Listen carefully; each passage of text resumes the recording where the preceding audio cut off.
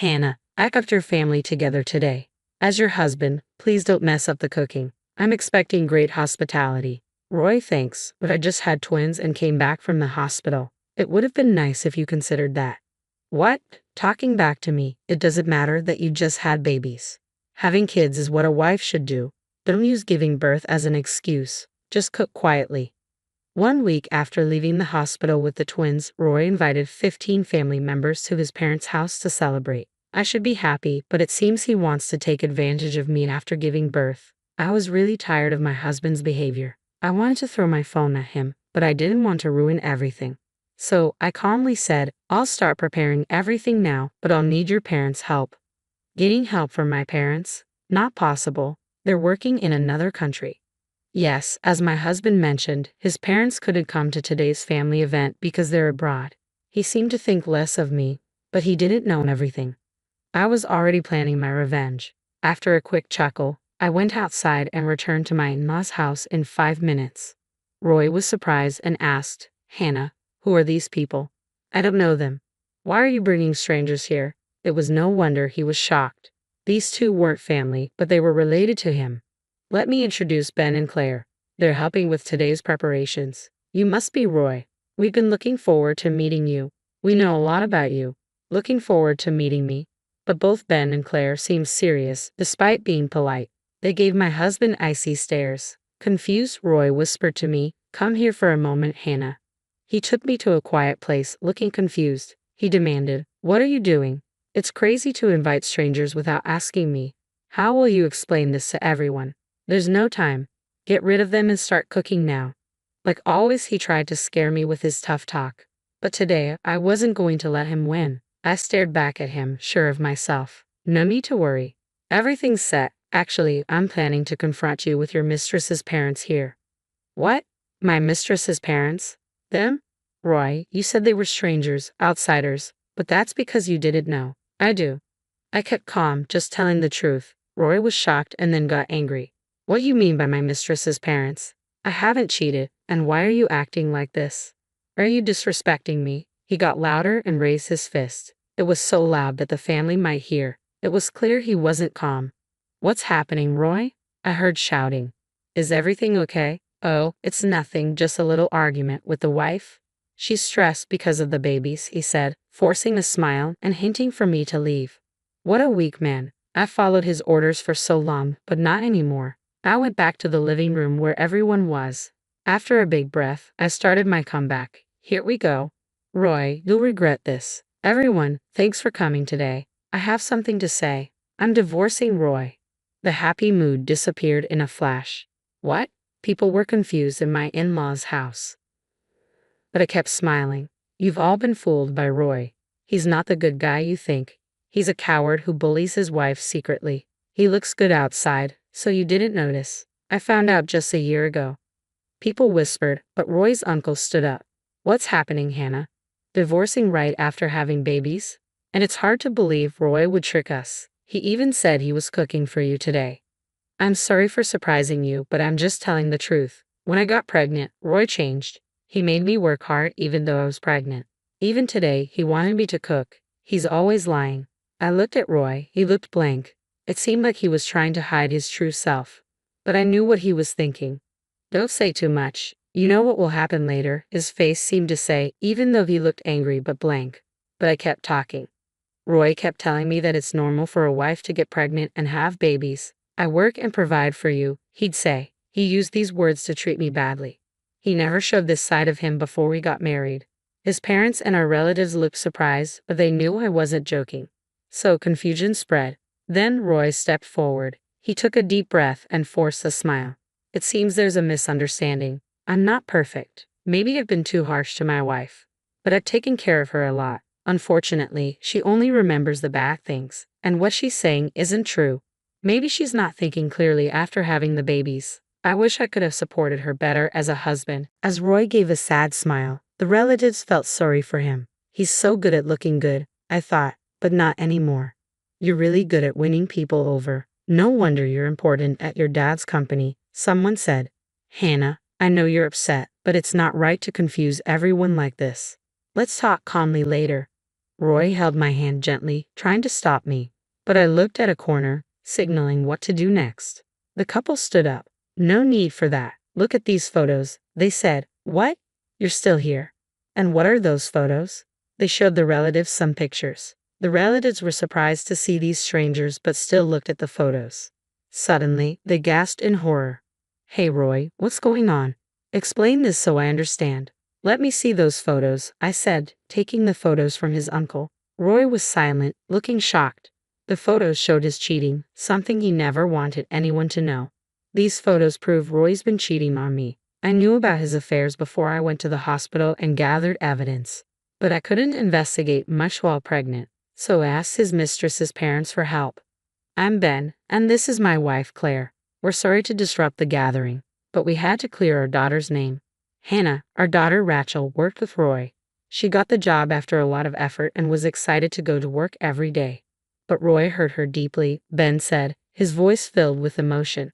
Claire choked up and Ben put his hand on her shoulder, leering at my husband. Rachel told us she met a great guy. She was born when my wife was 40, so you can imagine how happy we were. But to Roy, Rachel was just a fling. He lied about being single and fooled her even though she was much younger. When Rachel found out he was married, she got really depressed. We'll never forgive Roy. A silence filled the room. The relatives looked at the photos again and then turned to my husband. Their trust in him seemed to vanish. Hold on, are you all believing these old folks? Photos can be faked. They might just want money. We were surprised they're here too, but would they really lie at a family gathering? I can't believe this, my husband said. But if you're innocent, stay calm. And calling them old? That's not nice, I said, trying to calm him down. It was clear he was losing control, showing his true colors. Our plan was working and his panic showed it. Suddenly, someone slapped my husband. Everyone gasped, especially my husband, who looked shocked. Hey Roy, long time no see. Hi, everyone. It's been a while, Mom, Dad. What are you doing here? Weren't you supposed to be overseas? There was something important, so we rushed back, my father-in-law said. Well, you came back just in time. Hannah's saying weird stuff. She's making everyone think I'm the bad guy. I didn't do anything wrong. She must be losing it, my husband said. But the in-laws just looked at him, not saying a word. You know, they talk about postpartum depression. Maybe you should go to the hospital, get checked out by specialists and rest. Then you'll listen to me like before, my husband said, trying to convince them. He thought their silence meant they agreed. Looks like Mom and Dad get it. That's good. Oh, I'm thirsty. Hannah, water, he said. His mom quietly gave him a water bottle. He looked surprised but drank it anyway. Then my father-in-law dropped a bomb. Roy, you're fired from the company, he said. My husband spit out his water, shocked. A relative nearby frowned as he wiped his clothes. What, Dad? Why are you joking about this? Decide if it's a joke after looking at this. Is this a call on speaker? I'm the one who called. I had your parents listen from the start, everything on speaker. Why? Because I needed their help. As soon as I realized who you really are, I knew I had to tell them. Plus, I've recorded all the times you've treated me badly during my pregnancy. I let them hear it all. And today's conversation is recorded too. I played the recordings. The phone played our conversation. Roy, today, I've gathered our family for you as my wife. Don't embarrass me with your cooking. I'm expecting top-notch hospitality. Thank you, Roy, but you know I just gave birth to twins and was discharged from the hospital. A little consideration would have been nice. What? Talking back, it doesn't matter that you just gave birth. Besides, having children is a basic duty of a wife.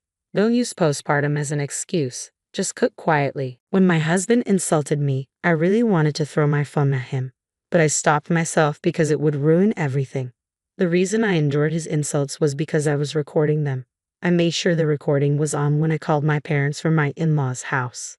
You were recording, Hannah. Why were you sneaking around? Roy asked. I don't want to hear about sneaking around from someone who bullies his wife and cheats. And if I didn't do this, Roy would try to deny everything. I replied. Roy, we know everything. We came back secretly today. We listened to your statements on speakerphone and confirmed your true nature. My parents said. We didn't doubt you, Hannah, but as parents, we wanted to believe in Roy. And this is what happened. Now, it's your turn to explain. Why did you cheat, Hannah, when Roy was supporting you so well? As my father-in-law spoke, my husband seemed to lose his confidence. Working at his father-in-law's company, he saw him as an authority figure. He must have realized his father-in-law wouldn't accept any excuses. He started to speak hesitantly. I only got married to make you happy. Honestly, I never really wanted to get married. But I knew you were worried about my future. I thought marrying someone like Hannah would ease your concerns, he confessed. The in-laws and other relatives frowned and looked at him coldly. Feeling the tension, he quickly pleaded, "Please don't fire me. I'm an important asset to the company, right? If I'm fired, it'll cause chaos. I'll change, I promise. Please reconsider." As soon as he finished begging, there was a loud thud in the room. His father had slammed his fist down on the nearby table. "You scoundrel. After getting Hannah pregnant, you dared to play with the emotions of an innocent girl, pretending to be single. How dare you? Your presence only brings chaos to the company. I can't trust you to run it. I'm deeply disappointed in you. You act selfishly without caring about others' feelings. That's not how I raised you. Do you understand?" My father-in-law's voice was filled with anger and disappointment. "And you married just for appearances? How disgraceful. Don't think you can easily regain our trust. I'm cutting ties with you. Don't show your face here again." "What? But I've worked so hard. Are you serious?" My husband looked more hopeless than I'd ever seen him. I knew he'd put a lot of effort into the company. It was understandable for him to be shocked that it all amounted to nothing. But it was his own fault. He tried to play the victim, but he was the one who caused all of this. As he hung his head, I gave him a cold look and he immediately knelt before me. "Hannah, please talk to your parents too. If I lose my job, it'll be hard for both of us, right? I'll really change. Please help me, Hannah. We're still married." How convenient for you to play the husband card now. As I've already told everyone, I'm divorcing you. No matter how much you apologize, I can't forgive you. And they feel the same way, I said, looking at my parents. They nodded in agreement. He bit his lip and turned to them. "I'm really sorry for hurting your daughter. I'll apologize as many times as it takes." He kept apologizing, but they didn't agree. No matter what he said, we wouldn't forgive him right now. He was still hiding something terrible while saying sorry. He was still trying to trick us. "It's too bad, Roy. You're still pretending. If you'd been honest, things might have been different. But like I've said, we know everything now. There's no going back," I said, smirking. He looked at me, stunned. "Pretending? How can you say I'm not sincere?" "On what basis?" he asked, confused. "You embezzled company funds, didn't you? And then you used that money to hire thugs to threaten Rachel to keep her quiet about your true self. You wanted to silence her, right?" I accused. "You're crazy. I would never do something like that without proof. Making such wild accusations without evidence, that's absurd," he protested. "Your parents have been investigating and have proof. That's why they're here. I've also talked to Rachel herself. I even have the voice recorder she had. Should I play it now? It clearly records you threatening her," I said. He paled and nervously glanced at his parents-in-law. Their stares were icy. "Roy, stop fighting a losing battle. The truth will come out soon. This alone is enough for you to be fired," they said. Cheating is one thing, but embezzlement and blackmail change everything. I didn't know the extent of it all. "Roy, you always underestimated me. You thought I was useless. But with everyone's help, we've come this far. And I'll protect our baby. I won't let you manipulate me anymore," I declared. I made my final statement. "Listen carefully. I'm divorcing you. No amount of apology will change that. You'll also be paying child support. We'll seek damages from Roy too. Rachel's lost time can't be undone, so at least be sincere in compensating her." Wait. I don't have that kind of money. Can someone please help me?" Roy pleaded. He looked around, but received only cold stares. Slowly, one by one, the relatives began to leave, ignoring him completely. In just one day, he lost everything.